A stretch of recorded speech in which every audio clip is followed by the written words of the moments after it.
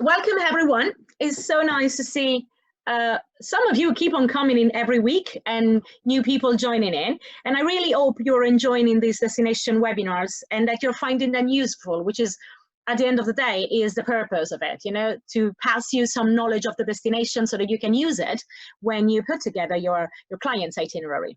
Thank you so much for all of you that took the time to write me the feedback about the last one and about regions that you want to see or any other suggestion in general. So thank you very much for that. We have a few things lined up for you in the coming weeks. You will find out pretty soon. So bear with me because there will be some news and something more to look at. Today, we're going to explore Sicily. So Sicily is Italy's largest island.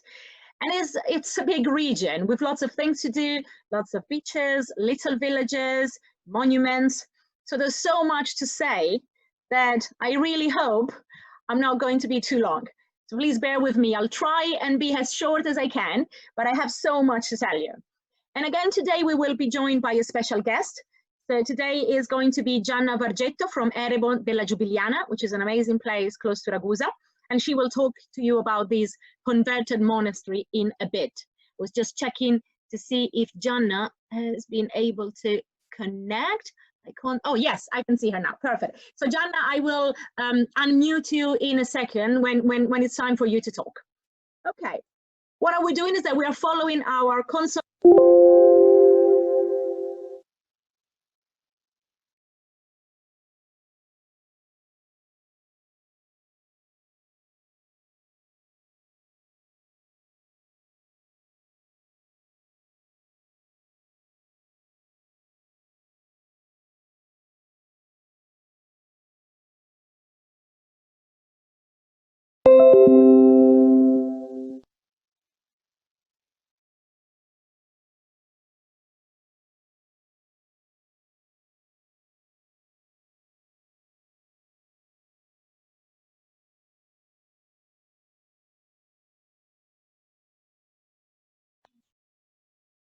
Can you all hear me now?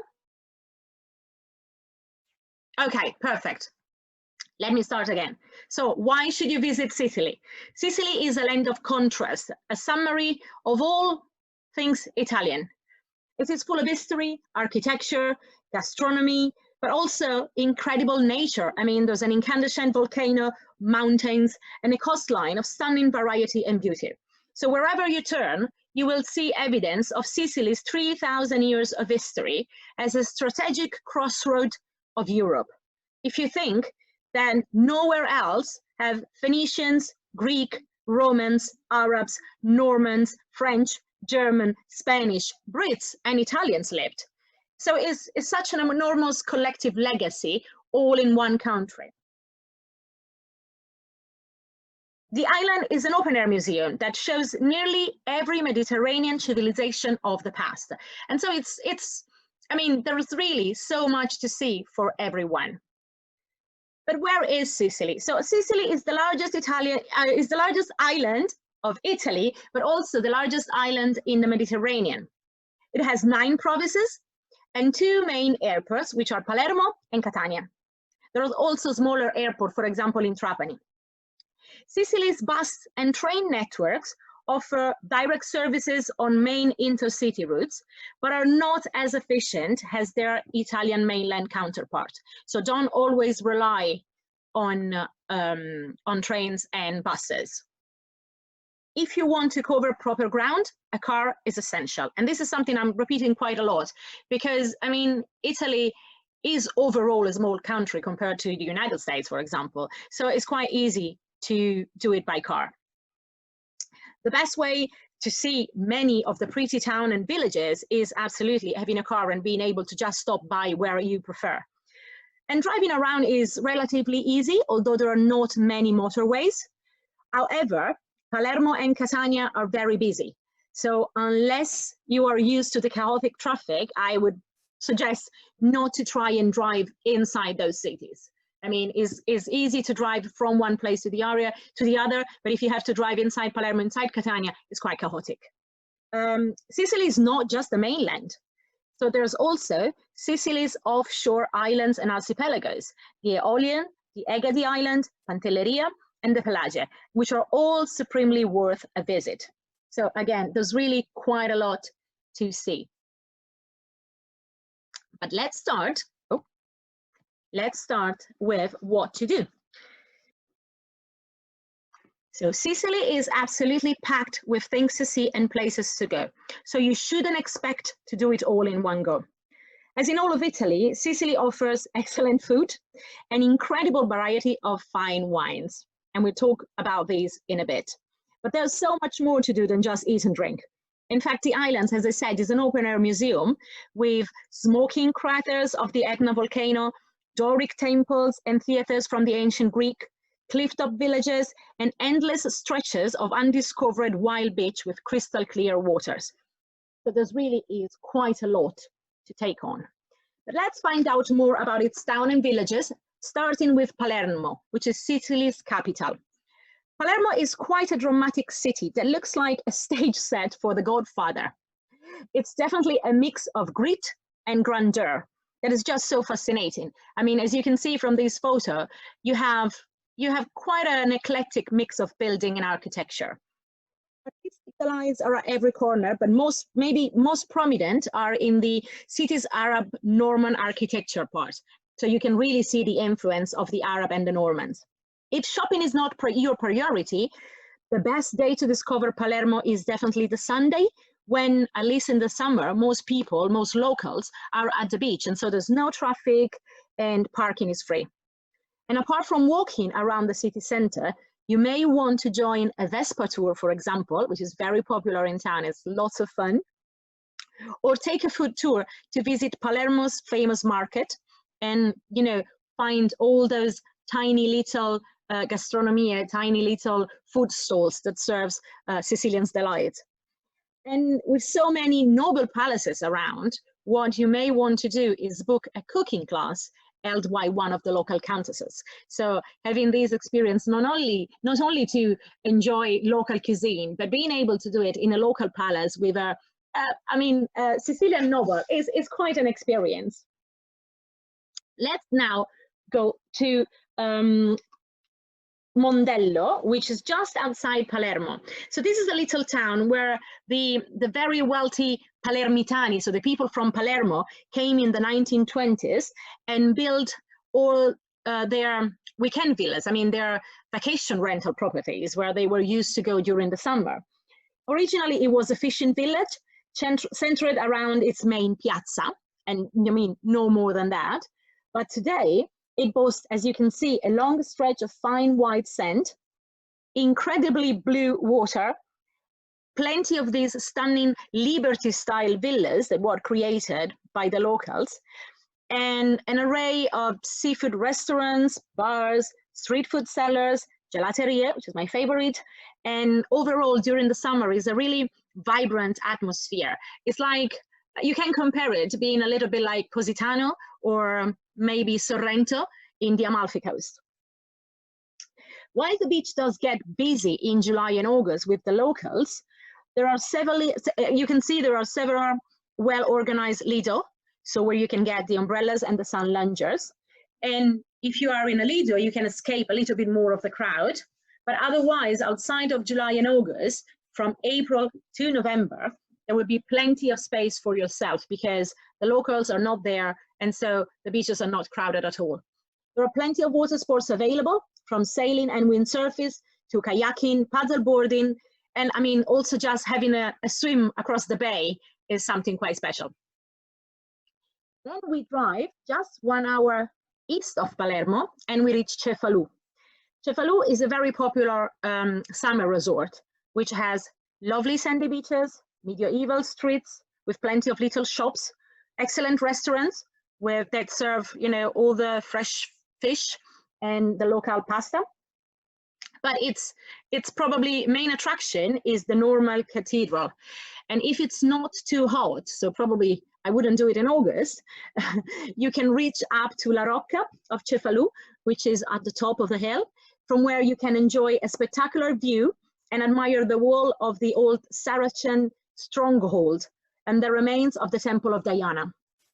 In the evening, what everybody does is enjoying a local aperitivo, a local Aperol Spritz probably, in one of the many bars. I mean, the one that we always recommend our clients is Bar Garibaldi.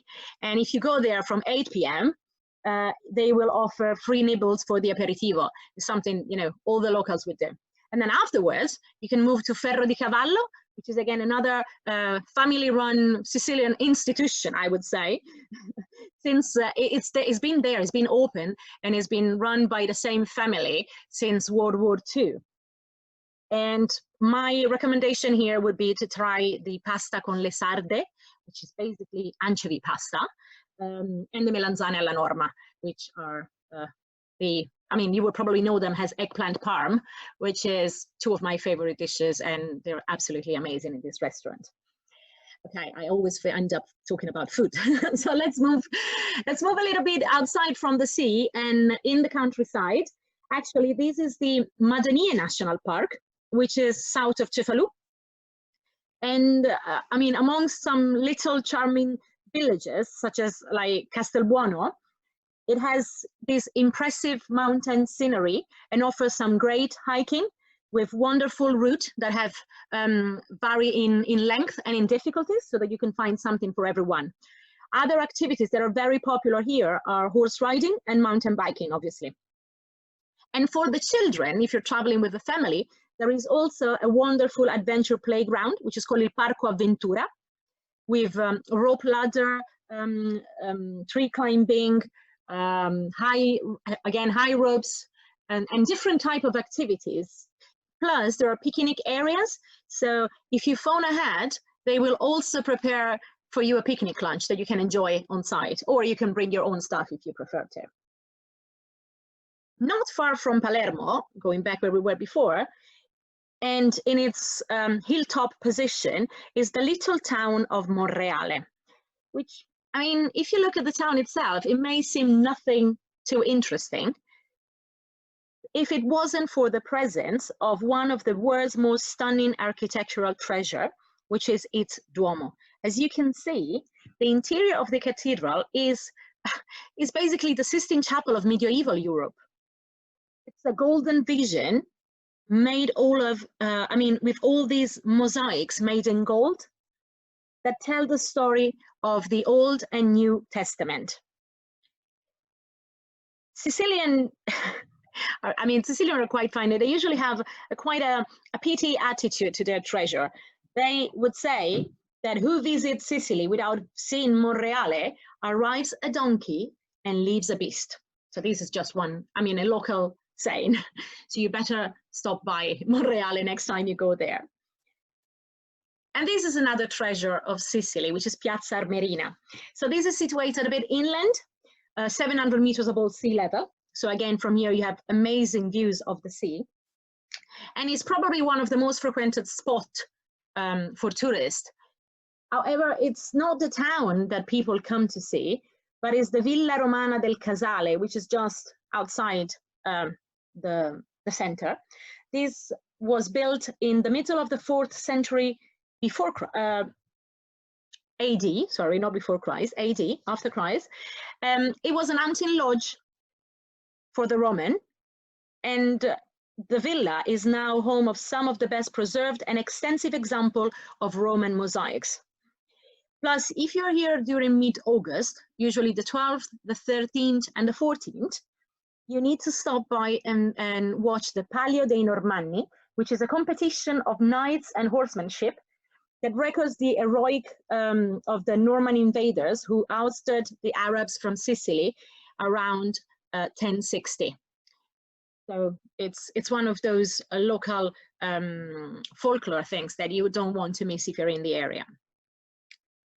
Then, moving farther south, we found Segesta, which is one of the world's most magnificent ancient sites, and it's just 1 hour south of Palermo.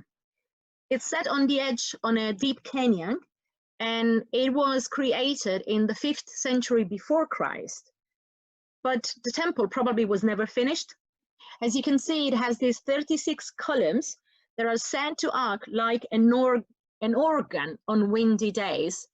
playing and creating his own beautiful and mysterious notes. So it's very, I mean, if you're there on a windy day, it's really very nice to just sit on the grass outside and listen quietly to the music that is produced by the sound of these columns. The people of Segesta were obsessed with Greek culture, and this is clearly shown in the massive theater that is found on a hilltop above the temple that has remarkably survived 2,500 years of foreign invasions and earthquakes. As you know, Sicily is quite, I mean, has had in the past quite a lot of earthquakes, but this amphitheater is still surviving. There's a long walk to reach it, so you need at least half a day to walk in and around the temple. And if you want to reach the highest point for the best view, is another 30 minutes uphill. So only recommended to people with good mobility and probably not in the middle of a August day. But what you can do is you can bring a picnic lunch, and then when you are at the top, sit under an olive tree and enjoy the spectacular views. And to reward you afterwards, you can stop by the Terme Segestane. These are open air spa with a couple of hot water pools. They're open from June to September, and it's possible to take a dip in the hot water river where, I mean, both Heracles and Aeneas stopped to recuperate their energy. So, you know, we're talking about quite a lot of history here. Usually, when you visit Segesta, the excursion is combined with a stop to Erice, which is another ancient village that can also be reached by cable car from Trapani. And apart from the amazing view of the city and of the coast, what we usually recommend is just getting lost between the maze of this historical street. And I mean, it's quite a gem. The architecture, there are two castles, the Papal Castle and the Venus Castle, that you can see at the top of the picture.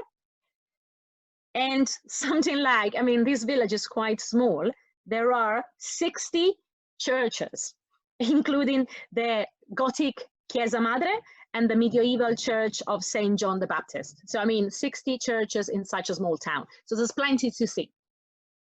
And then, and this is one of my favorite, which is Selinunte. So Selinunte is a town that was founded in 628 before Christ. And as you can see, its ruins are some of the most impressive of ancient Greek. I mean, in Sicily, there are pretty much, I mean, a lot of these Greek ruins, more probably that you can find in Greece itself. Spread out over more than 270 hectares, this huge city was built on the hills right above the Mediterranean, as you can see. And for 2.5 centuries, Selinunte was one of the richest and most powerful cities in the world. And its many temples are proof of its influence. But unfortunately, as I said before, Sicily has been stricken by earthquakes quite often, and so they damage almost all of it. Selinunte is also a great day out with kids that will enjoy going around all these ruins. And you can combine it to a visit to beach at Marinella, which is a beach nearby, where there is also a very, very, very nice restaurant, which is called La Pineta. So you can do a bit of history with the kids, then go down to the beach and enjoy a lovely lunch while they play on the sand.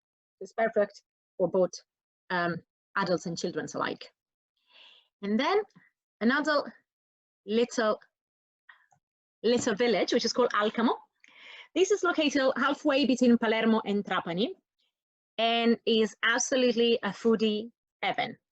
It's great for the production of extra virgin olive oil, liqueurs, fruits, vegetables, cereals, herbs. There's breeding of cattle and sheep. And most of all, there are 4 varieties of wine: Cabernet, Shiraz, Chardonnay, and Nero d'Avola.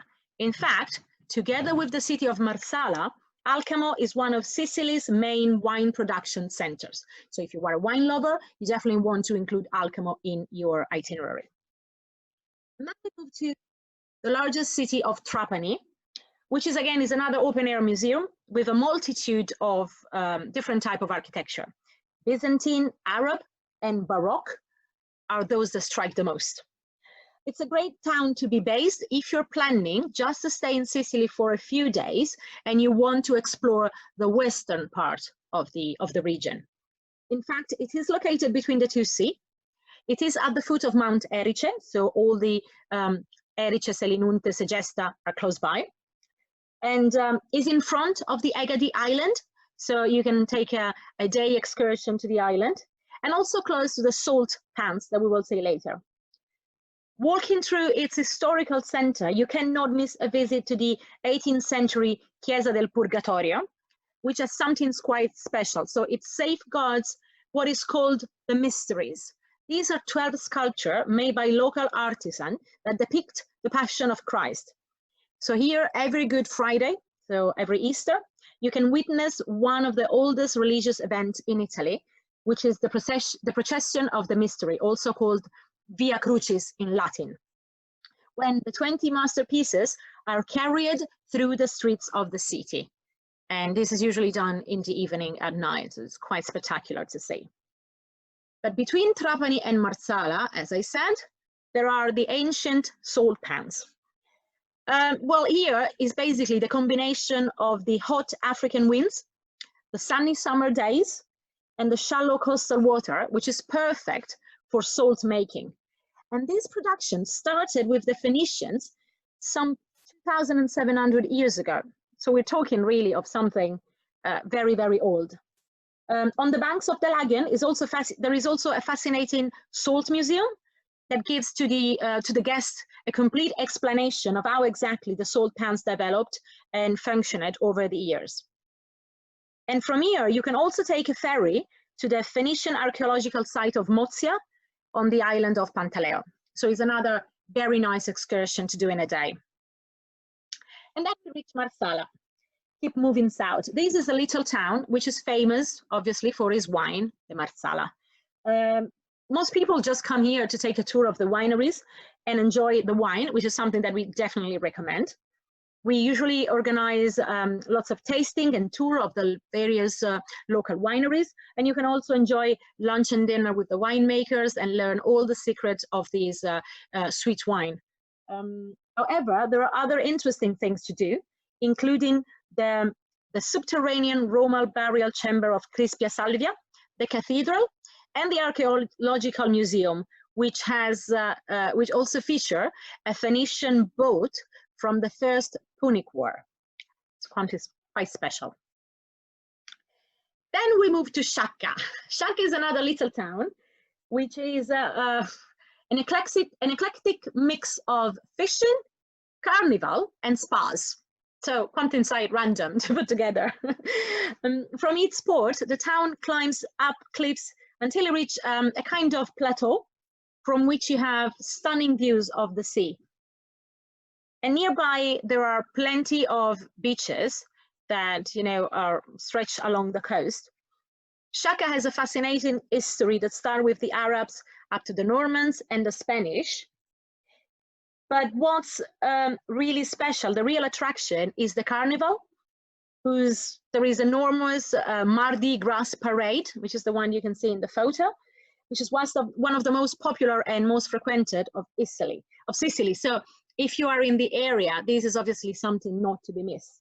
Plus, it's nice to head down to the port in the early morning to see all the owners of the restaurant that go down to buy the fish that has been brought in for selling and to be sold and to be served in the restaurants later. Now, one of the highlights of Sicily, which is Agrigento. So Agrigento is one of the most famous cities of Sicily, thanks to its archaeological site, the Valley of the Temples, the Valle dei Templi, which is located just outside the town, as you can see here. And you have the backdrop of the sea in the distance, and is surrounded by these huge olive trees, some of which date back to the 5th century before Christ. So these splendid archaeological sites consist of 8 temples and various other remains, which were all built between 510 before Christ and 430 before Christ. There's the Temple of Hera, of Concordia, Heracles, Olympian Zeus, Castor and Pollux, Hephaestus, Demeter and Asclepius, which was the god of medicine.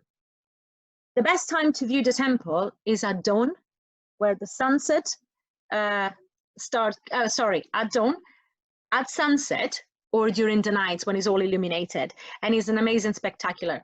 And is another great day out with the kids. I mean, I was there when my kids were 1.5 and 4, and they absolutely loved it. Although obviously they were too young to understand the history and the all the archaeological aspect. They just loved being able to walk around the park and see this amazing nature and this amazing ruin.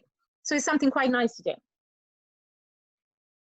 And then, sorry, okay, perfect. Another, I mean, all those towns in Sicily are all so beautiful. Ragusa is another of those towns that attract many, many visitors every year. It's essentially Baroque, and what you see today, the Ragusa that you see today, dates almost entirely from the 1693.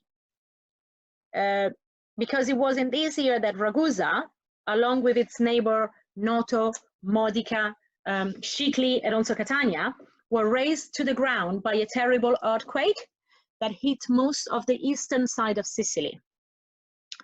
And so here there was a debate. So the wealthier and more aristocratic citizens built a new town in a different site, which is now called Ragusa Superiore, while the other half of the population decided to rebuild on the original site, on a ridge at the bottom of a gorge, which is now called Ragusa Ibla. So while the upper part has its fair share of architectural delight, is the smaller Ragusa Ibla down below that really draws the visitors. It can seem medieval from a distance, but when you enter the town's heart, you can appreciate the Baroque logic of its plan. Some of its highlights are the Basilica di San Giorgio, the Iblean Gardens, and also the Chiesa di Santa Maria delle Scale, which are all incredibly beautiful. Food lover will appreciate the restaurant Duomo, which is a two Michelin star restaurant and considered one of the very best in Italy. But there is also the Locanda di Serafino and La Fenice, which both have 1 Michelin star. And in fact, many people think that Ragusa is actually the highlight, I mean, the heart of, Michelin star food in Italy. And it's quite a lot if you consider the size of the town to have these 3 Michelin star restaurants. Just 25 minutes south of Ragusa is the beautiful, oh, where did it go? Modica, which is another example of Sicilian Baroque architecture. But the layers, you can see when you visit the town, you can see the layers of the Greek, Roman, Arab, and Norman civilization. Modica is the capital of high-end chocolate production, so it's definitely my favorite. And these started in the 1600. In the 1500s, the production methods remain the same to this day at the famous Antica Dolceria Bonaiuto, which is one of the most famous chocolate shop and chocolate factory in town, where you can taste some very special chocolate. Which is, I mean, when you are in Modica, you definitely need to include a chocolate tasting, which is great for kids, but mainly for adults, believe me.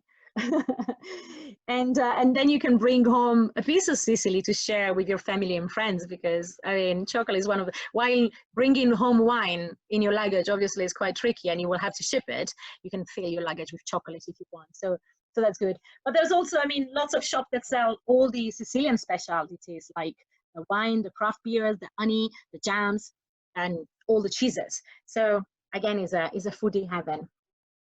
And then Noto.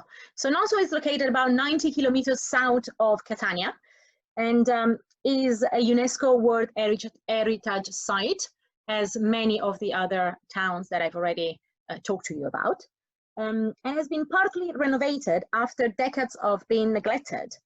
I mean, it's more than just a Baroque town. It is an outstanding expression of the fantasy, the obsession, and probably also the main resilience that, you know, it shows how people can face the adversity and overwhelming force of nature, considering how much this has been destroyed in the past. In the middle of May, Noto celebrates the coming of the spring and the summer with a colorful festa, which is called the Infiorata. Basically, the main street, Via Nicolaci, becomes home to flowers artists from all over the world who create a carpet of petal, a mosaic done with petal, which inspired by the year's theme. So every year there's a different theme, and these artists from around the world will recreate these mosaic with using the different flower petals, which is beautiful. In the town center, there is a cafe, which is called Cafe Sicilia, which is 124 years old.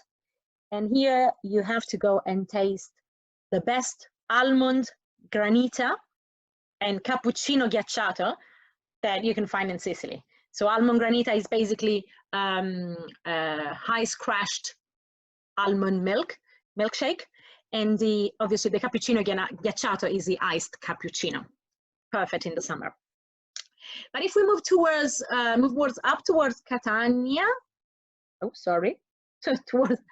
when we move up toward Catania, we found Siracusa and Ortigia.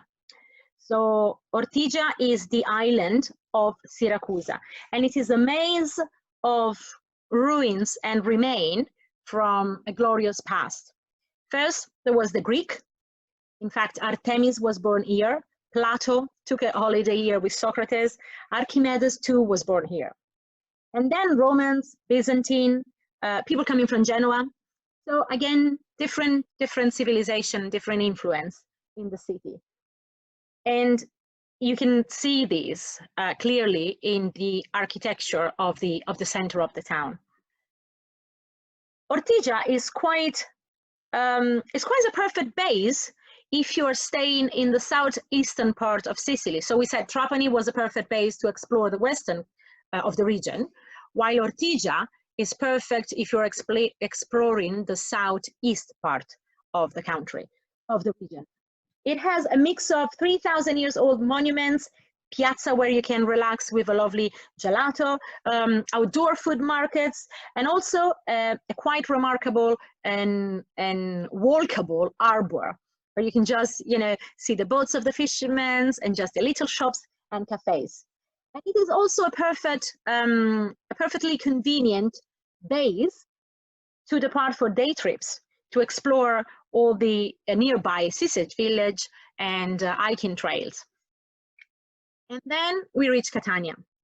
So Catania is Sicily's second largest city, and it lies on the Ionian Sea, under the shadow of Mount Etna, which, as you know, is an active volcano. And in fact, it has shaped the history, but also the actual existence of Catania.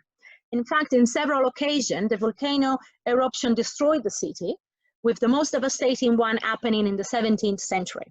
In fact, in 1669, Catania was covered in lava, and then just 24 years later, in 1693, it was destroyed by a terrible earthquake, as we already said. So the reaction to this latter catastrophe was amazing. The entire old part of the town was rebuilt in Baroque style, with large, wide open squares and avenues. And the material that was used to the reconstruction was actually the lava. And in fact, Catania is essentially a gray city, and it's quite unique in the world for this feature. Visiting Catania is quite easy, as the old town center is relatively small.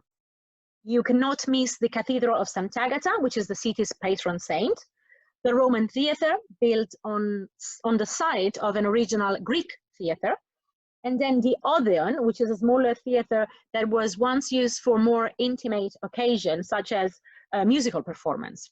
But then there's also a larger amphitheater, which cannot be visited inside, but only from the outside, which resemble its famous cousin, the Colosseum in Rome. The area around the amphitheater has many churches, but also the Museo Belliniano, which is dedicated to Vincenzo Bellini, which is the opera writer. And there are many buildings in town dedicated to his memory, including the Teatro Massimo Bellini. The opera season here in Catania runs from around October to June. So if you have people visiting during this time, you can absolutely book a performance. I mean, watching the opera in Italy is something quite special, and everyone usually loves this experience. But Catania also is also, again, a foodie destination.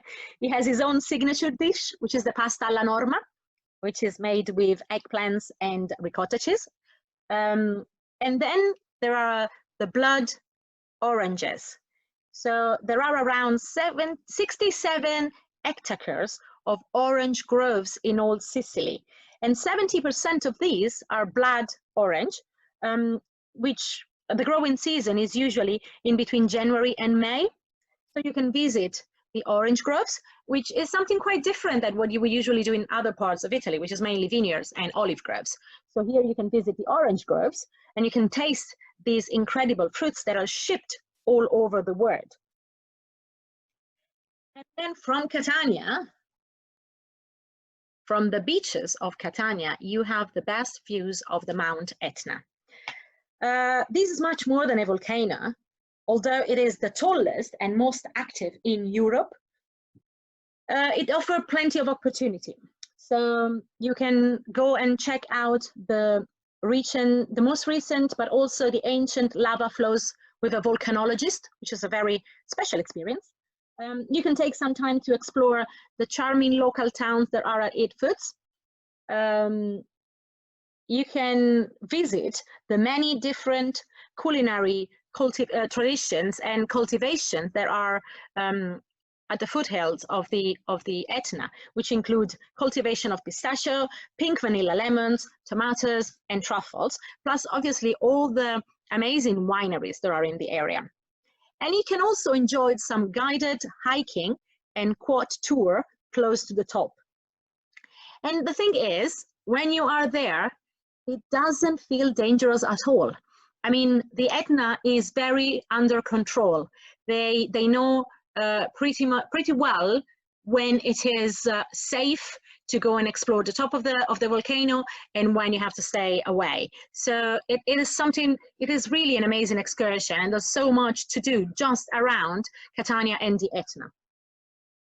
Let's move back to the sea with Taormina, which Taormina, again, has seen influence from the Greeks, the Norman, Byzantine, Arabs, the French, but also the Spanish that come all the way, conquered and left. Ideally, it is perched on top of a hill, of a promontory, which is high above the sea. And it has been one of the most popular destinations in Sicily for a couple of 100 years, and I've seen visit from artists from all over the world, including Oscar Wilde, Wagner, Liz Taylor, Greta Garbo, Fellini, you name it. It has beautifully restored medieval buildings, breathtaking views almost from every corner, and a maze of streets with little shops, bars, and restaurants. So it's the perfect spot. It's a perfect resort for a summer holiday, but also not just in the summer. The main attraction is, without a doubt, the theater, the one we are looking at now. And here they hold lots of events, such plays, fashion shows, concerts, cinema festival. But also, I mean, if you think that the Teatro Greco started with its performance the 3rd century before Christ, with Sophocles, Aristophanes, Aeschylus performing here. So, I mean, it's funny to think that many of these performances, and obviously of different types, are continuing nowadays. It's been centuries. Taormina has its own cable car that brings tourists to and from the seaside down along the coast. So, I mean, from down along the coast, you can get to the resort and back. And then along the coast, you can find plenty of lido, so beaches, rocky coves, tiny islands, like the famous Isola Bella, that you can just take a day trip and go and explore. So again, plenty of things to do, not just on the beach, but also inside the town. And off the coast from Taormina, we have the Aeolian Island. So This archipelago, I have to say, that is still quite unknown outside of Italy. And it is, apart from the peak weeks of August, is unspoiled, and you don't, it's not crowded at all. You don't have any mass tourists. The island has some fascinating geophysical characteristic. It has two active volcanoes and plenty of history and Greek myths and legends. The sea is amazing, it's stunning. The beaches are great. There are plenty of coastal walks, incredible cuisine, and also a sweet dessert wine, which is the Malvasia delle Lipari. This is probably an area of Sicily that you would want to visit on a second or third trip. So, I mean, if you've never been to Sicily, you're not going to the Eole Island. There are direct ferry boats from Milazzo that take you to Vulcano, which is the first of the islands, and it usually takes about 2.5 hours. But also there are ferries from Palermo, from Messina, and from Naples. The island is great for trekking. I mean, the islands are great for trekkings, beaches, and also mud baths, because close to the volcano, you can do that too. There's also Lipari, which is the main island with the biggest population, because the other one are quite low populated. Salina, where you can just relax and stay with locals. Panarea, which is famous for its nightlife. And Stromboli, which is the volcano, one of the volcano. And then Alicudi and Filicudi, if you are looking for something really, really secluded. So, you know, just very few people and very, very few tourists. I'm nearly there, promise, not that long. Oh, sorry. This is Pantelleria, which is instead is a volcano island and is one of the biggest of the islands of Sicily. It is also called the Black Pearl of the Mediterranean and is located closer to Africa than to Europe. In fact, this was the first stepping stone for Arab invasion to Sicily in the 8th century AD. Pantelleria has quite a rocky coastline that extends for over 31 miles and includes a national park, which is La Montagna Grande, whereas the highest peak is 836 meters above sea level, which has amazing views not only of Pantelleria and of the coast, but on clear day, you can see the African coast, so the North African coast. And then on the northeastern part of the island, there is a volcanic lake, which is this one here, fed by thermal spring, and it is called Lo Specchio di Venere, which literally is a Venus looking glass. In fact, the legend says that Venus stopped here to admire herself and compare her beauty to that of Psyche, which was her rival in love. So plenty of legends like this all around Sicily. The island architecture are the typical dammusi. You can see one down on the right, which are house built in local lava stone with domed roofs. The marine life around the island is amazing because there's no water pollution. So there's plenty of species, and it's great for scuba divers, but also people enjoying snorkeling. And often pod dolphin come here to swim with the visitors. So I mean, if you enjoy water sports and if you're enjoying scuba diving and playing with dolphins, this is perfect. It's a great spot. There are direct flights from Sicily mainland to Pantelleria. As we said, Sicily has an incredible number of stunning beaches, almost everywhere. Some have white sand, and some other have rocks or pebbles. So there's something for everyone. Closer to the main resorts, you will find furnished lidas with umbrellas and sun loungers, but there are also many wild beaches, some of which are quite secluded. So if you're looking for a place to be just on your own and you're prepared to walk a little bit, you will definitely find it. But great beaches are also found on two of Sicily's natural reserves, which are Vendicare Reserve, which is a migrant ground for flamingo, but also the Zingaro Reserve, which is close to Castellarmale del Golfo, where you have plenty of little grottos and caves to explore. As we have seen, Sicily has a complex history that have shaped architecture and landscape and culture, but these also shaped the food culture, because basically every civilization brought their own ingredient and introduced many tastes that are now considered typically Sicilian. And it's not only the ingredients that this civilization brought, they also brought new way of farming, of irrigating techniques. So, you know, plenty of influence from all of these dominators. Today, you eat very well all over Sicily, obviously. You can find the freshest fish on the coast, the tastiest meat and cheese inland, a range of vegetable, fruits, mushrooms, all with flavors that you won't find in a normal supermarket. And everything in Sicily is really, really local. So it's being produced very close by from where you're eating it. Sorry, Ro, I know. Oh gosh, you were supposed to be in Sicily in May. I'm so sorry. You'll get back there and you will be able to taste all of this. So I'll give you my favorite dishes.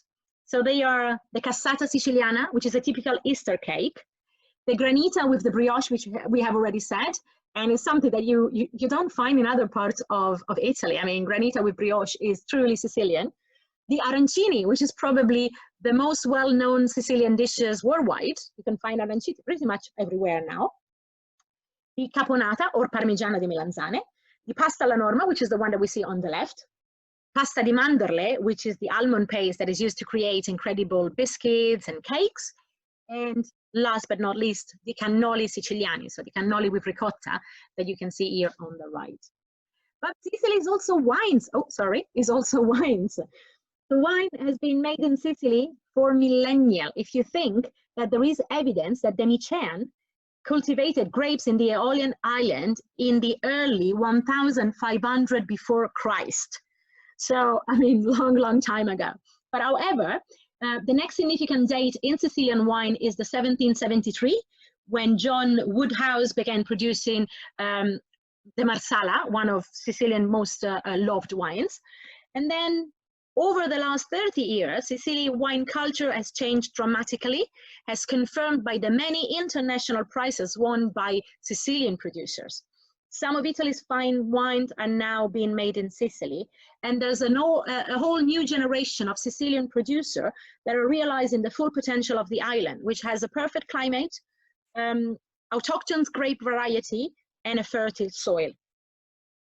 And plus, at the same time, prestigious winemakers from all over the world are buying land and planting vines here. And there are, I mean, so many huge range of Sicilian wines, but these are probably our favorites. So the Zibibbo, the Inzolia, the Nero d'Avola, Cerasuolo di Vittoria, the Syrah, Etna Rosso and Etna Bianco, Marsala, and the Malvasia delle Lipari. So these are some of the top wine for us, but there's plenty of those. And then, why am I showing you this? So most of you are from the United States and probably know the strong link between Sicilian and American, and how millions of Sicilians followed the American dreams. I mean, between the Great Western's maiden voyage of the 1838 and the outbreak of World War I, transatlantic ships carried 30 million European immigrants to the United States. And Italy and Sicily contributed with 4 million in between the 1880 and the 1920. More than a quarter of them were Sicilian. Oh yes, you can see Janet, you have Italian ancestor. And yes, Leslie, this is exactly what I'm talking about. So millions of Americans have Sicilian blood coursing through their veins. And there are a few areas of there are just a few areas of American life that have not been influenced by some kind of Sicilian input, whether it is the arts, the politics, sport, architecture. I mean, if you think that Sicilian Americans range from Steve Buscemi, Al Pacino, Martin Scorsese, Joe DiMaggio, but also for the youngest, Lady Gaga. I mean, she has Sicilian ancestors. And why am I telling you this? This is because one of the services that we offer is finding your Sicilian roots. So we organize family reunions. It is quite I mean, it's not an easy task. It takes time. We need as much information as possible from you about names, maiden names of your mother or of your grandmothers, of great grandmothers. I mean, the more information you can offer us, and then we can go down this route and search your route. And then what we do is we organize a special family reunion, which usually we celebrate with a big party, and it's so great to see how Sicilians, they love this. I mean, they love with being able to reunite with their families in the United States. So this is something quite special that we can do for you, we can do for your clients. And now, sorry, I've been very, very long. Now it's time to introduce Angela. Sorry, Gianna. Gianna, I'm allowing you to talk. So you should be able to unmute. Okay. Gianna, try to talk. Ciao. Okay, perfect. We can hear you. So let me just run this video from Eremo della Giubiliana, and then Gianna will talk you through.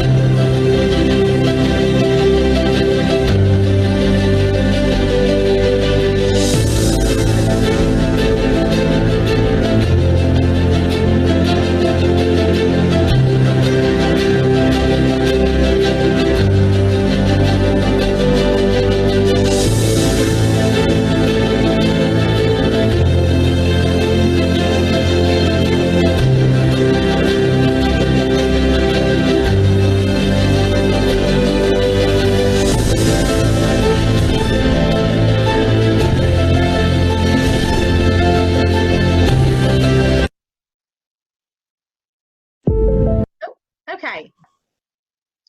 Gianna, I leave it up to you to introduce your beautiful property. Thank you. As we say, dream now, travel later. So thank you for inviting us, Chiara. And You're very, very welcome. Eremo della Giubiliana is a boutique hotel, historical place. The building is 15th century, and it was a monastery. And then an aristocratic family from Ibla took the place as residence. And actually they spent 10 years to restore the place. It is situated in Ragusa, southeast of Sicily, in the countryside. We have 50 hectares of green and the place, so total privacy, and you can walk, you can run, you can relax near the pool. We have 19 rooms between classic, superior, and cottage. Cottage are alongside our airstrip. We have our own strip. We have a plane, private plane, Cessna 204. So for all our guests that want to do overflight, we do this new experience. And the cottage are independent, 5 cottage independent. Then we will show, this is the hall, yeah, the entrance. As can you see, all the furniture belongs to the family Nifosi. And this is the hall. In winter, we have wine tasting there. This is a suite with a private terrace, overlook the garden and the swimming pool. This is another suite. It's called, all suites have a name: Suite Fraternero, Suite Torre del Canonico. All suites are different. And that is the wine that we produce. You can see all the wine in this picture. This is our wine. It's a Nero d'Avola. So it's great taste. We also have white one. This is the cottage with the private plane. If you can see, this really nice. It's about 300 meters from the hotel.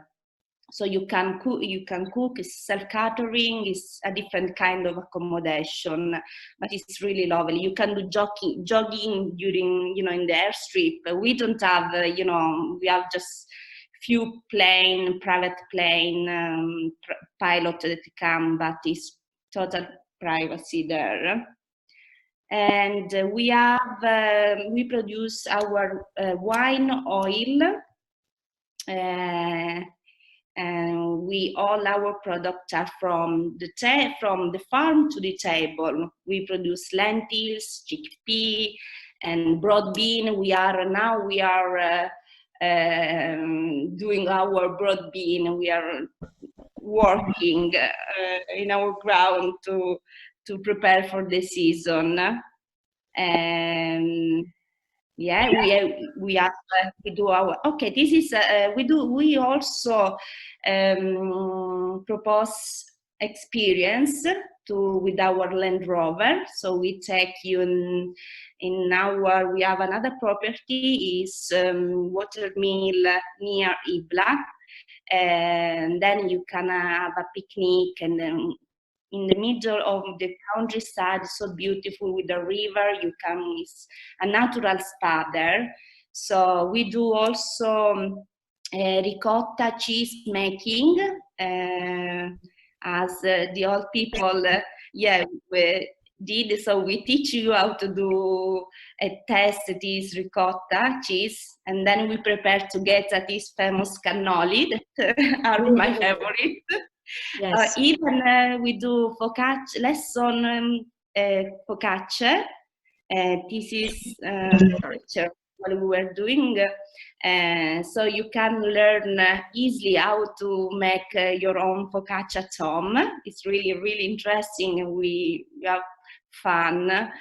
We have a Spodelus, that our small corner, massage corner. We are building a new spa, so that is bigger, but Chiara will keep update. We are also restoring other 7 rooms from the old monastery. That's perfect. So, but we are still working on it. I will show you, I will update you with the new rooms, suite, beautiful. We are doing a great job in the middle of all. We are dreaming for our guests. This is a corner, in the garden for the massage. We have our product, with even for the soap. All our soap was made with our oil, so natural treatment. And then we prepare. This is by night. It's a tower with a Knights of Malta flag, because historical, they said that Knights of Malta were there. So we have this flag that represent Knights of Malta. Outside we have a dinner in summertime here or near the swimming pool. You can eat outside under the stars. That's absolutely beautiful. It's peaceful. It's peaceful because you can go there. There are all these amazing walls, so you are completely relaxing. You only can hear these birds, nothing else. And then by car you can reach all the beautiful place that you were talking about, Ibla, Noto, Scicli, Modica, in less than 1 hour. So definitely a great base to explore the south and east, as I said before. Exactly, exactly. There are amazing places nearby. So either you can relax in your away from home, but in your home, we say, Yeah. or you can your car and discover. We also organize cooking class, wine testing. So if you want to learn something new, and the place we want to we do it for our guests, just to leave a good memory.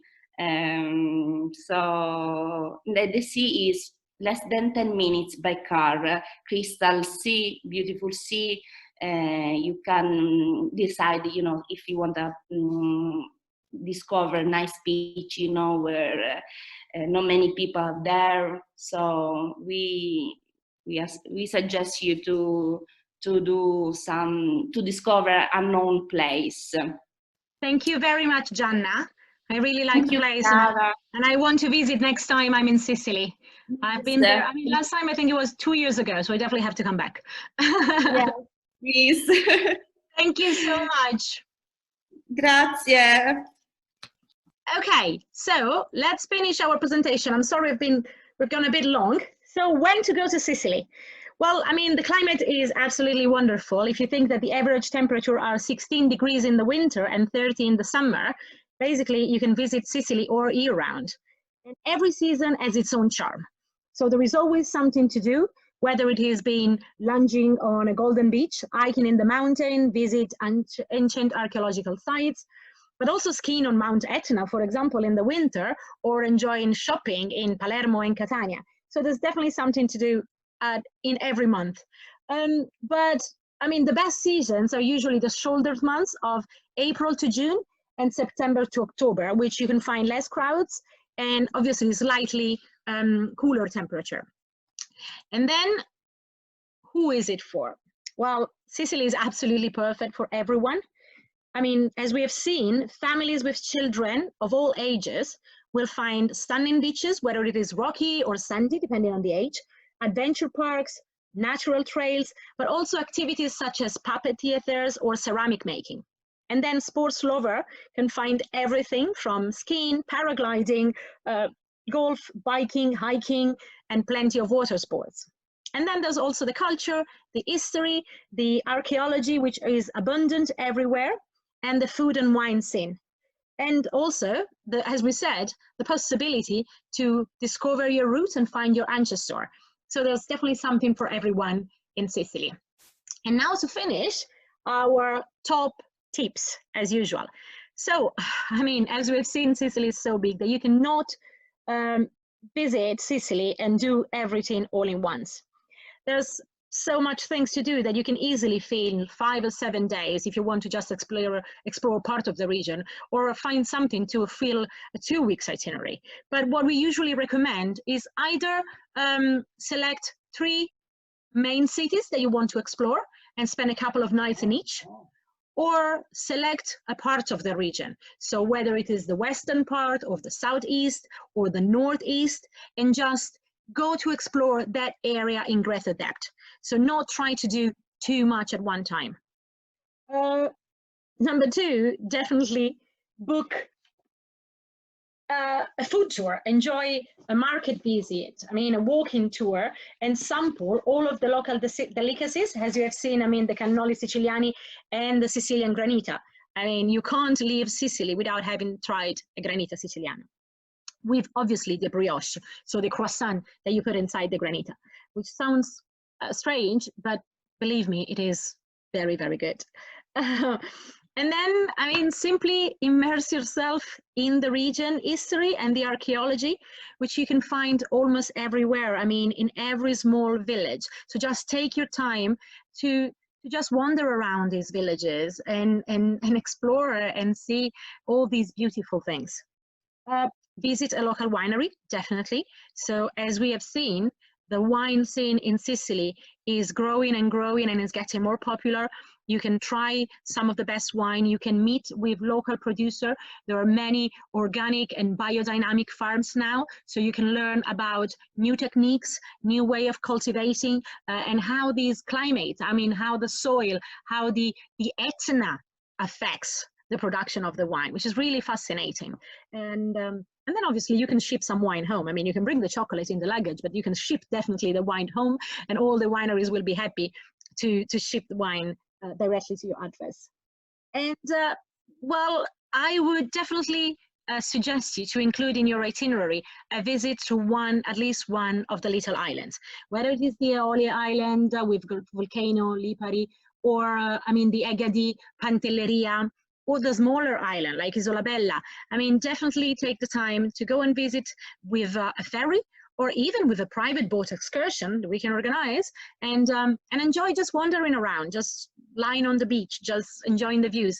I mean, it is something really, really beautiful to do. And I finished. Okay, just over an hour. Sorry if it took so long.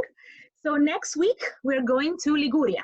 So we're staying again along the coast, but this time it will be quite a small region of Italy, but with so much to offer.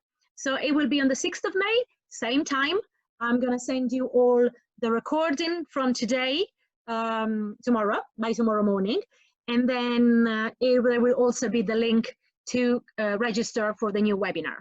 And as always, feel free to send me your feedback, things that you want to see.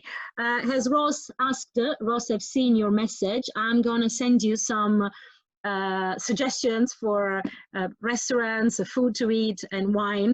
I'll definitely put that in the email, or I'll put it on the Facebook group. So if you haven't joined the Facebook group, I would recommend you to do so. I have a very, very nice sample itinerary, which is a wine tour of Sicily that I'm gonna post in there. And oh, Megan, yes, more pictures of the places. Yes, absolutely. I will send you some picture of these places. There are, I mean, I have quite a lot, and that you can use, no problem for that. And so again, you can follow us on Facebook. You can follow our group if you haven't done so. Send me an email if you have any questions at all. And see you next week. Stay safe in the meantime. Oh, is there any other question? Sorry. Yes. Oh, thank you so much, Susan. Leslie, thank you. And if you want to discuss, I mean, investigating your ancestor, absolutely, we will be happy to assist you. Thank you so much, everyone, and stay safe.